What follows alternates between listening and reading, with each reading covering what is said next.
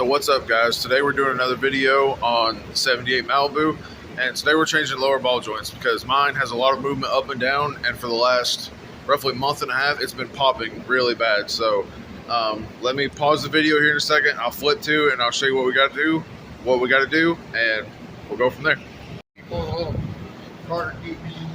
So guys, we're on the front passenger side. We went ahead and pulled the wheel off. We're doing lower ball joints, and we're going to try and do it with the whole spindle on the car, the brake caliper and everything, because we don't want to try and take it all off. But on the inner side right here, you're going to take off this. There's going to be a Carter key in here, and you pull this nut off. I think it's a 15/16.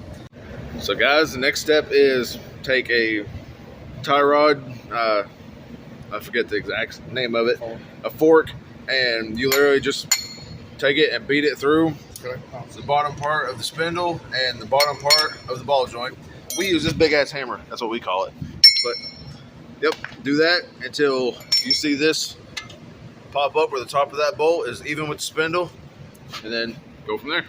Hey guys, so next step, you can see this looking C-clamp thing. This is actually a ball joint removing tool. Always make sure we didn't need a part that snapped on the top, because the actual tool itself fit the top of the ball joint right here fine, so we didn't need nothing up here.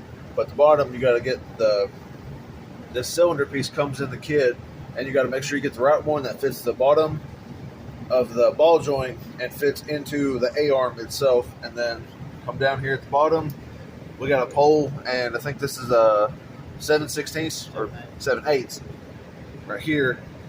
And take it, you'll turn this bottom, and it'll push this up, and the top of the ball joint will actually get pushed through the bottom into this piece of cylinder. Then guys, all we did was the whole ball joint pretty much fell out pretty quick. Then you take the tool and you flip it around. You put the spacer and everything on the top side to go around the new ball joint, because you're actually pressing it in from the bottom, and just use the actual round piece that fits the bottom side of it down here on this tool, and as you tighten it down there, it's actually pushing the ball joint up this time instead of from the top side down. And new one's going in. So 2 hours later, I'm just fucking with you. It's 30 minutes, and so it is. We had to actually put spacers, use some washers. You can see it flatten that one to tilt it, because the top of the A-arm is a little more slanted than it is straight. As the bottom was tightening straight up, the top was pulling it to the outside of the wheel, and it was wanting to push the ball joint in crooked. So we took washers, took a bolt, whatever, spaced it, and new one's in, no problem. Make sure it's seated all the way around the bottom, that everything's flat, and that's how you replace the ball joints, guys.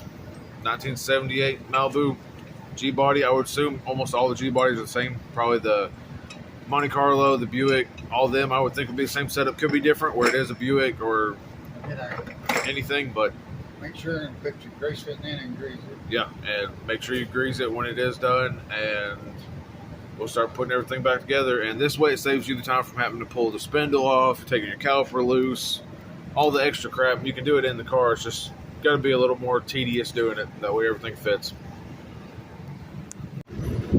Hey guys, so everything's put back on, and make sure if you ever do this, as you see the new one, we greased the lower ball joints and the upper ones right here on top of the spindle. So make sure whenever you do this, put grease in them. The seals on them will swell, and then everything should be good. We went ahead and greased the tie rod ends, all that stuff as well.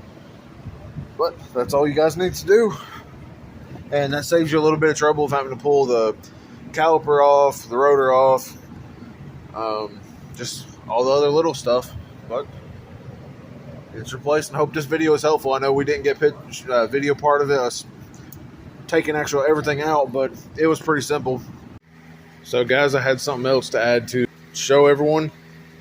All the interior is done now except the headliner, and also this morning finished laying some black paint, and this thing is pretty much satin on top, or matte pretty much, and the sides are gloss black now.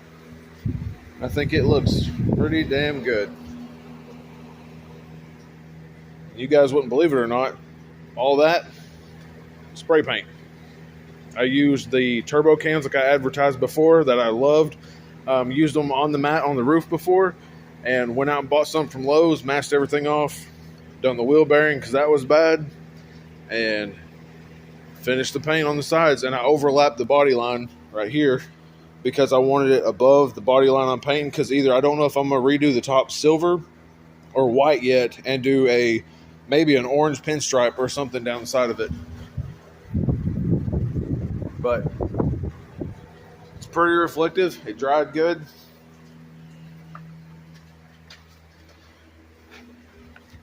Let me go over here. It's hard to get a good shot of it in the garage.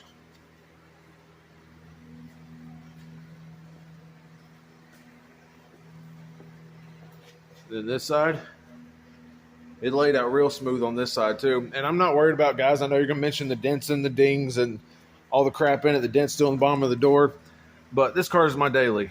I'm not building it to be show quality, perfect. This is daily driver, street car, and that's what I'm going for with it.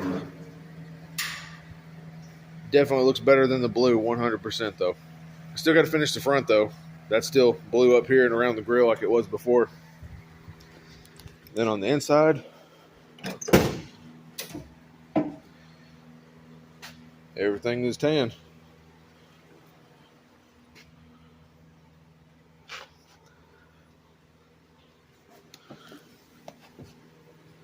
I think all that turned out great though.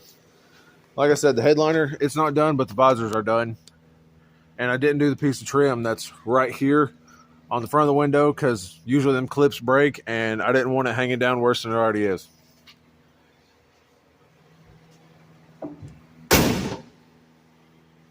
But not bad. Not bad at all.